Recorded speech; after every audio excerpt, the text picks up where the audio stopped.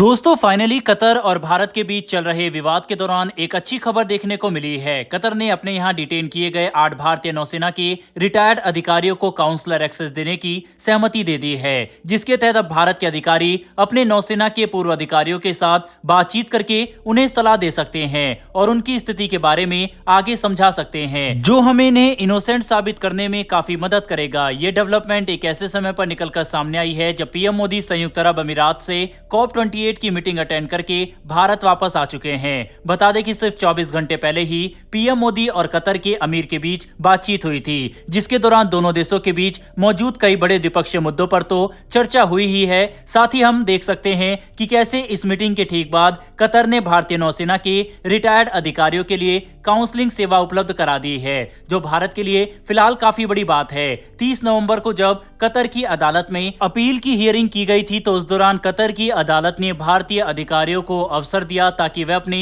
Detention और अनुभव के बारे में अपना नैरेटिव बता सके।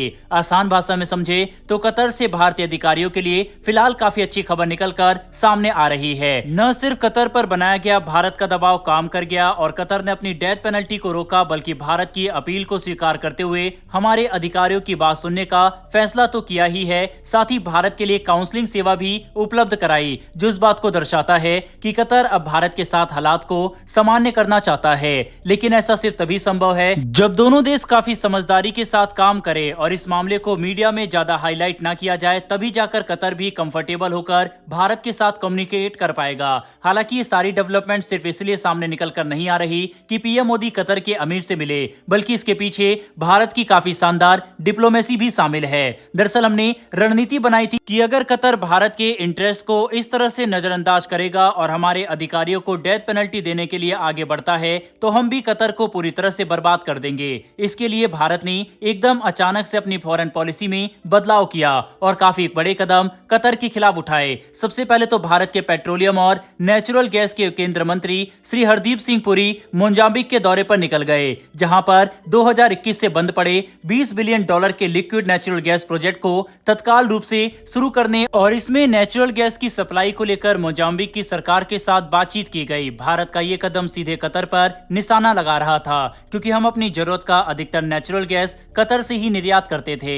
ऐसे में भारत चाहता था कि हम कतर के अलावा रूस, मोजाम्बिक और अमेरिका जैसे देशों से नेचुरल गैस का निर्यात करना शुरू करे। इतना ही नहीं, बल्कि भारत ने दूसरी तरफ कतर को आर्थिक रूप से कमजोर करने के लिए सीधे 59,000 करोड़ रुपए की टैक्स चोरी का मामला भी तेजी से आगे बढ़ा दिया। इसके लिए कतर की एयरलाइन कंपनियों के दफ्तर में भारतीय एजेंसियों का छापा पड़ा और हमने इन्वेस्टिगेशन को तेज कर दिया। साथ ही साथ भारत ने कतर को सप्लाई किए जाने वाले फूड रिलेटेड आइटम की सप्लाई पर भी रेस्ट्रिक्शन लगा दिया, जिसमें चावल मुख्य है। और इन सभी का नतीजा है कि आज कतर को भारत के सामने झुकना पड़ा और हमारे अधिकारियों को थोड़ी राहत मिल पाई। बहरहाल बढ़ते हमारी दूसरी खबर की तरफ। ये खबर चीन को काफी बड़ा झटका देने वाली है, क्योंकि हम काफी समय से सुन रहे हैं कि चीन और अमेरिका के बीच चल रहे ट्रेड वॉर को देखते हुए अब अमेरिका की कंपनियां अपना सप्लाई चेन चीन से हटाकर भारत में शिफ्ट कर रही है। इसका सबसे बड़ा उदाहरण वॉलमार्ट ने दिया। दोस्तों, वॉलमार्ट वही कंपनी है जो कि $600 बिलियन से ज्यादा का सेल हर साल कर देती है। ये कंपनी ऑन एवरेज एक दिन में $1 बिलियन से ज्यादा का सामान सेल करती है। दुनिया भर में इस कंपनी के 10,500 स्टोर मौजूद है, जिनमें 21 लाख लोग काम करते हैं। अब इसी बात से अंदाजा लगा सकते हैं कि इस कंपनी का कुल रेवेन्यू पाकिस्तान की अर्थव्यवस्था से 2 गुना है। और अब निकल कर आ रही लेटेस्ट अपडेट के मुताबिक वॉलमार्ट ने एक नया ट्रेंड शुरू कर दिया है। दरअसल वॉलमार्ट अब अपने स्टोर में बिकने वाले सामानों की सप्लाई के लिए भारत से 25% तक सामान मंगा रहा है, जो आज से 5 साल पहले सिर्फ 2% ही हुआ करता था। जिसका मतलब यह है कि दुनिया में वॉलमार्ट की वजह से कई बिलियन डॉलर के भारतीय प्रोडक्ट सप्लाई किए जा रहे हैं। और यह एक ऐसा ट्रेंड है जो आने वाले समय में लगातार तेजी से बढ़ेगा। सिर्फ वॉलमार्ट ही नहीं, बल्कि अमेरिका और दुनिया भर की कई दूसरी कंपनियां भारत से सामान इंपोर्ट करना पसंद कर रही है। ऐसा इसलिए क्योंकि देश के अंदर चीप लेबर, मजबूत इंफ्रास्ट्रक्चर और एक्सपोर्ट करने में आसानी होने की वजह से हमारा प्रोडक्ट न सिर्फ क्वालिटी में अच्छा है, बल्कि काफी कम कॉस्ट पर अवेलेबल भी है, जिसकी वजह से भारत चीन का परफेक्ट अल्टरनेटिव बनकर सामने आ रहा है, जिसकी पुष्टि आज की ये खबर कर रही है। बहरहाल दोस्तों, इस वीडियो में इतना ही। फिर मिलेंगे डिफेंस और वर्ल्ड अफेयर से जुड़ी ऐसी एक नई वीडियो के साथ। धन्यवाद। जय हिंद।